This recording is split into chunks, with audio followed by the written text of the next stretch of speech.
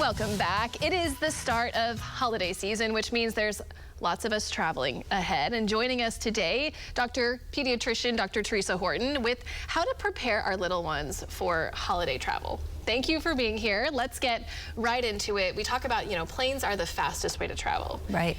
But what is the safe kind of age for, say, babies to start to travel on airplanes? So you should wait at least until your baby is 7 days old before traveling. But especially in this time of cold and flu season and a lot of people traveling, it would really be safer to wait until they were over 3 months.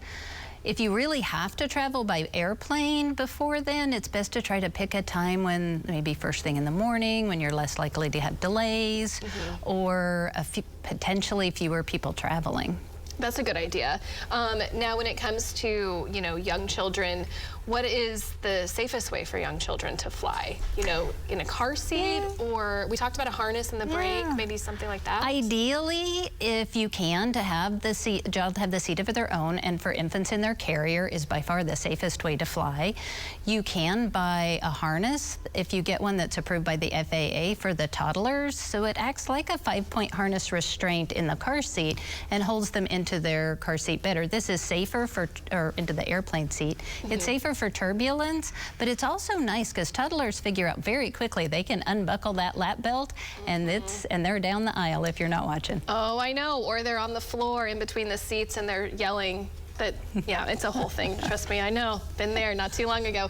The pressure that happens in the flight itself, and it can affect your ears, obviously, that air pressure. So what are some tips on how to help our kids with the ears and hurting? And so during takeoff and landing is when you're going to see that most. So having something to suck on, whether you're breastfeeding or bottle, whether you have a pacifier, maybe a water bottle or a straw that toddlers can drink from, and that action in and of itself usually helps to equalize the ears. Also traveling at this time, if your child has a cold, they may have even more trouble with that pressure. And of course, check with your doctor before flying when your children are sick. And speaking of, cold and flu season, it's here. So what are some things that we can kind of help stay healthy during flying in the middle of If at all possible, keeping them separate from the large crowds, especially with the little babies. You don't want well-meaning people oohing and ahhing and breathing over your child. Bring your own hand sanitizer, your own wipes, because you want to be able to wipe down any surfaces that your child might touch, especially on the airplanes. They do sanitize the planes, but it's better to be extra careful. Absolutely. And of course, washing hands frequently. Washing hands, yes. And having just a lot of patience. You'll get there. A lot of patience. A lot of patience. And even for the other families on board. I mean, we're all in it together when we're on those airplanes. Well, thank you so much for coming in today. We hope you have a healthy and safe holiday, and we'll see you after Thanksgiving. Thank you, Stacia. You're welcome. Okay.